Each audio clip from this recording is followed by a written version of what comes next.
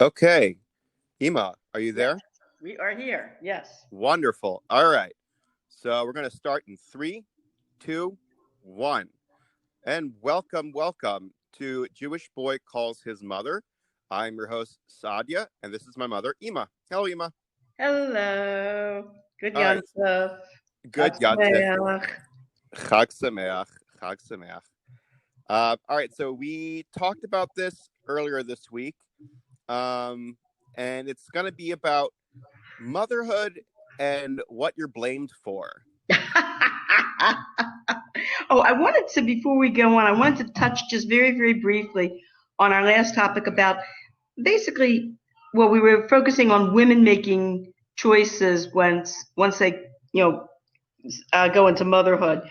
And something occurred to me that making choices, realizing that, hey, we can't always get what we want, as the song goes.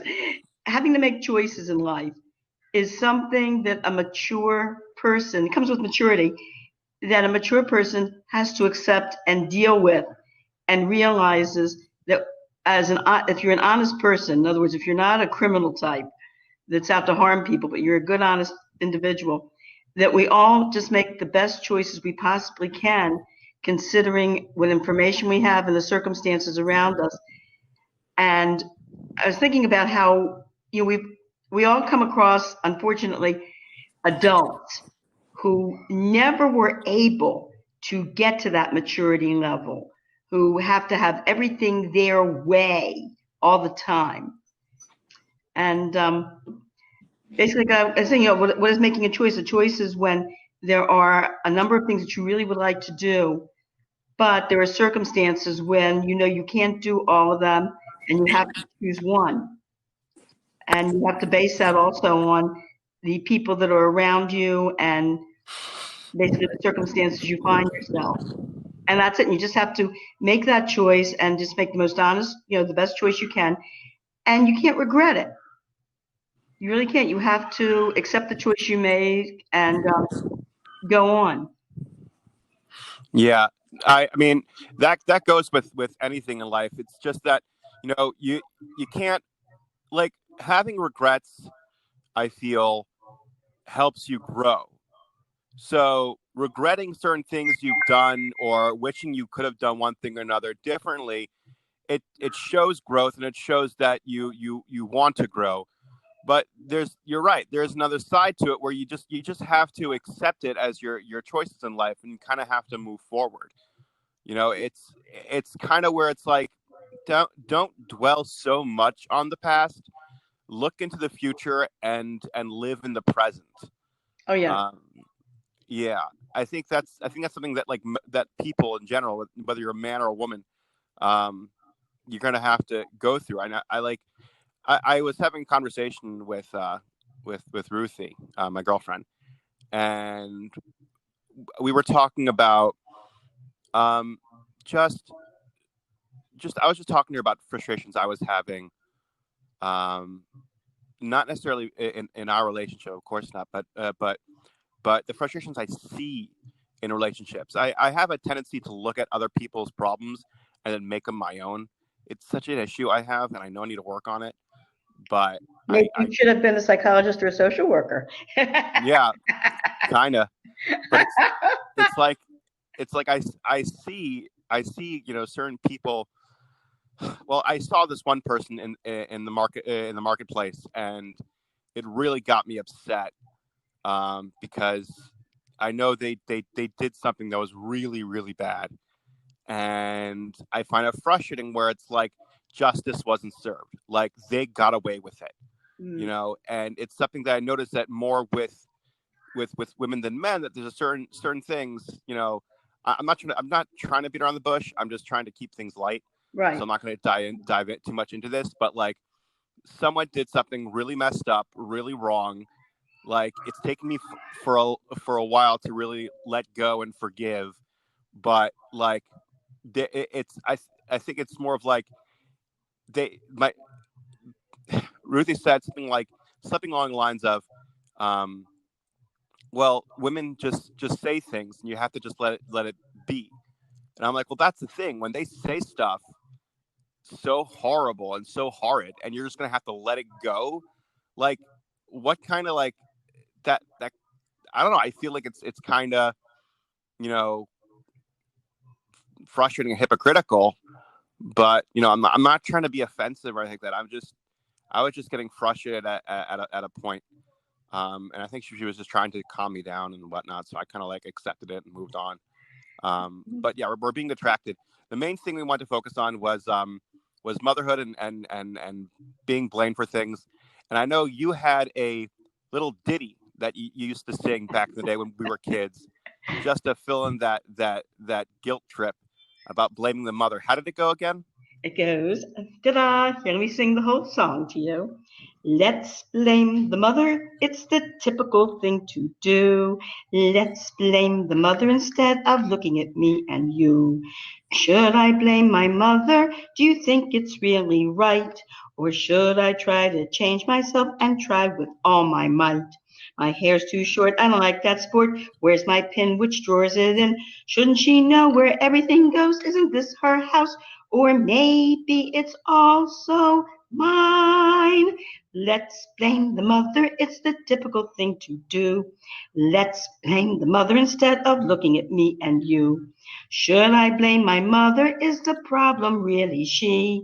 Should I blame my mother, or could the problem be with me?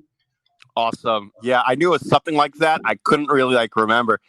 Um, like what would we do? I'm trying to think of like what we do to deserve that song. We would like complain about something, like something happened and like we had to listen to it. You didn't have to listen to it. I just would walk around the house singing it. Nothing said you had to listen to it. You're right. You're right. It's a freedom of choice. Everything is up to you.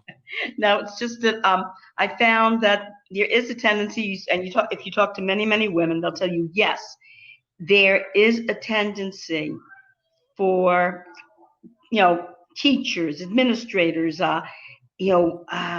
family members, right away if there's a problem with a child or in a house, the mother gets blamed. The house is a mess. Oh, the mother's being lazy. She's not picking up. A child gets into trouble. I was reading an article from this woman who wrote about her experiences at a PTA meeting, and she noticed that whenever the wait a minute, honey, can you turn it off for a minute? Can you turn it off for a minute? I have to turn it off for a minute. Turn it off for a minute. Okay. I'll see if we can turn it back on. I'm sorry. Sorry about that. The She said the PTA meeting, if her kids had any problem, she was blamed for it. Like it was something she was doing wrong. On the other hand, if the child did something well or excelled at something, that belonged to the child. That was the child's. She wasn't, in other words, she was not given any credit for it. And remember, we were talking about the other day, Bathsheba and Shlomo, the story that when his Egyptian wife put that dark canopy over him, so he thought it was still night when he woke up, and he went back to sleep, and he was late opening up the doors, unlocking the doors to the temple. His mother came in there and was very angry at him and said, people are going to blame me. I'm your mother. They're going to say that it was the way I raised you. Well, and I know we talked about before, so I've been trying to rack my brains to understand the psychology of it. But like, why do we blame the mother? Why do we tell the mother that it's their fault? I think it's because the child bearingness of it all, like when the woman carries. Ooh. Oh. Are we in a rough spot? No, that's okay. We'll talk over it. It's okay because I can't. All right. Place. Okay. So that's a very interesting phenomenon. Even psychologists, psychologists have noticed that too. That the mother gets blamed for everything with the disastrous results. That the problem doesn't get solved because we're looking in the wrong directions. I'm not saying that the mother should never be blamed. And let's face it, we have seen situations where unfortunately mothers Mothers really fouled up big time. Just look on Forensic Files. Sometimes watch some of their programs. You see many examples of mothers who really, like ripped up their mother card, you might say. But I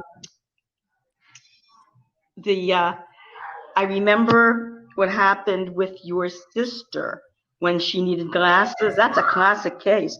I took her to an ophthalmologist, and the ophthalmologist, who was Jewish, after checking her eyes, came to the conclusion that her eyes were fine, that it was psychosomatic, that I was being a pushy Jewish mother. I was putting too much pressure on her to succeed. And I said to him, I am not being a pushy Jewish mother. I said, I do not put pressure on her to succeed. And after I just left the office, and then shortly afterwards took her to an optometrist, and the optometrist checked her eyes and said, it's not psychosomatic. You're not being a pushy Jewish mother. This child needs glasses. And he gave her a prescription for glasses, and the problem was solved. She was able to see and read and do very well. Yeah, I think it also would be more of that they understand that as a mother you care a lot about your child. And I think there's this care that mothers have so strongly about their child they're willing to die for their child. Like any decent mother truly loves their child to that extent. And I think they have such strong emotions for that child that that there's this thing where you will say or do anything to make sure that child succeeds. And I think that's where it is, where it's like when the mother would say something or another, they would get ignored because people are like, oh well, you're just saying it because you're the mother, you're not really saying it objectively. And I think men have a different tendency to be more objective, if that's okay to say, about their children. I would think there's less emotional attachment because they didn't grow the child inside of them and push them out. I think doing that action itself is so strong that you definitely would create such an intense bond that you'd have unobjective, objective or unobjective, however you want to say it, view of your child, that you would stand up for them and do anything you can for them. Oh. And I think that's where where motherhood. And I noticed you were able to be pretty objective when it came to us growing up when we had issues with teachers or things like that. Like it wasn't always like you'd stand up for us, and like sometimes you shouldn't have. Like that's just how it is. Like you should, like, not you as in you, Ema. I'm talking about people in general. Well, I did have it. I am a teacher, and I've had a lot of teaching experience, and you know what I mean. I can really understand when you're trying to teach to a class of say 20 kids or more, and you have, I hate to say it, some foul-mouthed brat that just won't be quiet, or it's just making trouble, and it's impossible for the kids to concentrate and learn because of this one kid that's creating chaos in the classroom. So that's why I was able also to see the teacher's point of view. But there were a couple times when I didn't think there were times though when I felt that you kids were in the right and the teacher was in the wrong, but I didn't think it was good for you children to see me take your side per se, because then you would lose respect for the teacher. See, children are not like adults. Adults have a better sense of judgment where, okay, this person might be wrong in this case, but hey, they're basically working very decently, and so therefore an adult can see a fault in someone and not lose respect. A child, though, if a child sees a parent criticizing a teacher in front of them, or saying anything negative about a teacher, to that child, that puts the teacher on their level, and they lose respect for the teacher. That's why I would talk to the teachers privately, and I would point out to the teacher what I think they were doing wrong, but I wouldn't let you kids know that. Oh, interesting. Because this is the first time me actually hearing it of you saying you used to do that. I Because shattered your reality after all these years. uh, all these years. Well, it's interesting because I was also thinking of another story where a woman was trying to help you get things in order in the house and whatnot, and we were a bunch of like ADHD kids running around, and you were trying to get our attention. You were trying to call us by name and whatnot, and we were just like ignoring you and like doing whatever. And she said, "Well, my children listen to me," and it. I remember you telling us that story and making us be more careful of listening to you because it would embarrass you, and therefore we have to make sure that you keep face based off of what we would do as children. Right. Yeah. Um, but that's just the I think it's like children children don't listen because I don't know. Like I think unruly children I think make decent adults. I think if you have a kid who's very obedient, who does everything you say and does everything they're supposed to do, it's going to get to a point where they're not going to really have good social skills. They're not going to be able to like do certain stuff because they never broke the rules. They never thought for themselves. They were just constantly spoon fed and just follow directions. Got a good point. That's a very good point. It is a very, very excellent point, as a matter of fact. But as parents, though, that's the thing. Then, yeah. On one hand, that is true, but on the other hand, you you need to teach your child to follow the rules also. It's like it's like straddling both sides of a fence. Yeah, Yeah, but I want to go back to like what we're talking about, what we were talking about before about people blaming the mother. Not only blaming the mother, but you brought up something about people not listening to a mother, not trusting her judgment. And I've seen some cases of that where the results were very, very serious. A friend of mine, her child was a diabetic. Of course, you don't know your child's a diabetic automatically. It takes a few years for it to develop, and it takes like, how can I say it? Like, it's hard to diagnose right away because a lot of times a child who's diabetic, the symptoms will mask itself looking like a virus or flu. In fact, there's one theory about childhood diabetes is that it might be caused by a virus that attacks the pancreas.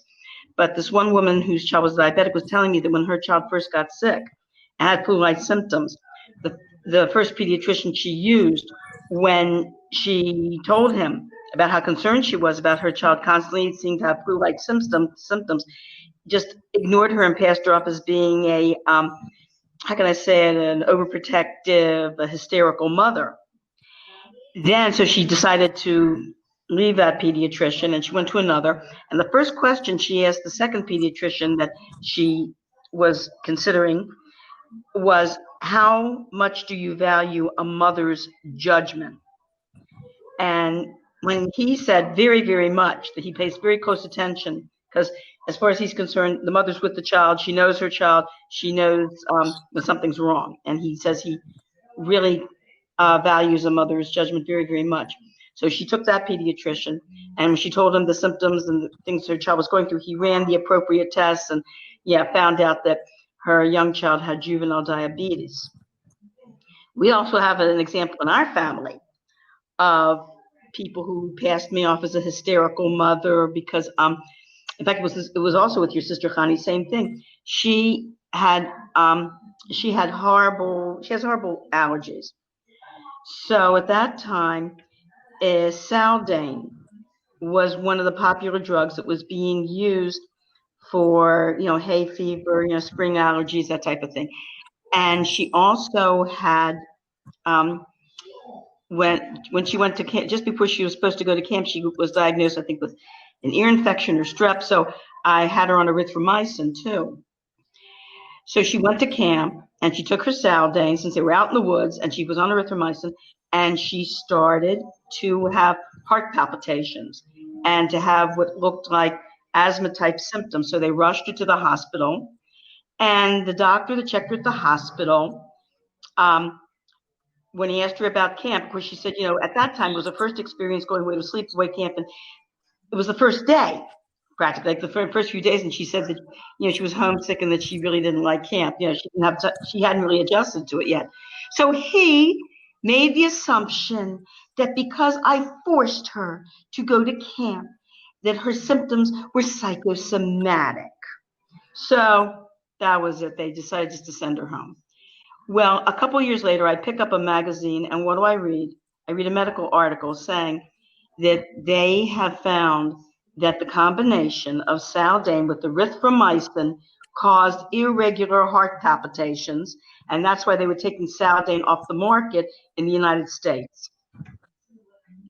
Yeah, Mm-hmm. it's I mean that's also like with doctors in general when it comes to patients like trying to tell them something. It's like some doctors actually listen to their patients. Others have this feeling like I know what I'm talking about and you're just being ridiculous. And it's that frustration where it's more of like, you know, do I believe the patient, or do I go off of my personal judgment of what I know would be correct? And that's the thing where it's like you have to you factor in, the socialization of it all and the psychology of it all. And that's where you could put together easily. I'm like, oh, it's just an overprotective mother. I think that's the other thing of just like there's so many stereotypes of a mother being like overprotective, judgmental, constantly, being overly critical. It's just, but like, I think it's really like, it's because it's the mother's love. I think the mother's love like is so strong that it blinds people. Mm-hmm. I think. Could be, but are we still connected? Oh, we're still connected. We're good. We're good to Okay, go. because my We're computer is doing some funny stuff here. Um, but Wow, our computer shut down. Well, goes to show I should have listened to my mother, but I didn't. That was my problem. Thank you so much, guys, for listening. We do apologize for the background noises and the set and stop. Hopefully, God willing, next time things will be a little smoother. All right. Thank you so much for listening. Take care.